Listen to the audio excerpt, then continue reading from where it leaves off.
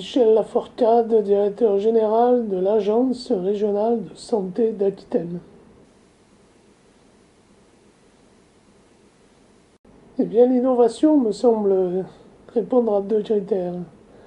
D'abord, c'est une action qui répond à un besoin qui n'était pas satisfait jusque-là.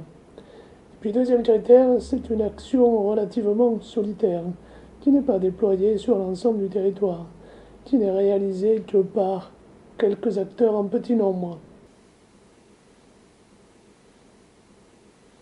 Les menaces à l'innovation, c'est que dans ce domaine comme dans d'autres, il est parfois dangereux d'avoir raison un peu avant tout le monde. Donc les innovants, de temps en temps, peuvent avoir en face d'eux la cohorte et la grande majorité de ceux qui ne sont pas forcément séduits par le changement. Les opportunités, c'est que nous sommes dans une époque de relatives contraintes financières. Et me semble-t-il, c'est toujours une époque assez fertile pour les innovations.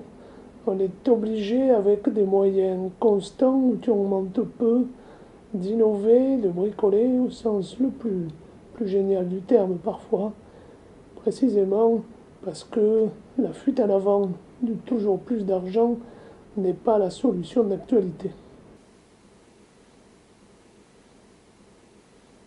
Je pense que finalement il y a deux secteurs, un secteur très ancien, très archaïque et très traditionnel. C'est un peu l'innovation attendue du secteur sanitaire et social depuis qu'il existe, c'est-à-dire la question de la qualité des prestations, la question de la bientraitance, la question du soin de bonne qualité, la question du respect de l'usager et du patient. C'est aussi vieux que l'action sanitaire et sociale, et l'innovation doit précisément être la préoccupation majeure tous les jours. Puis un deuxième point qui monte en puissance, la question des systèmes d'information.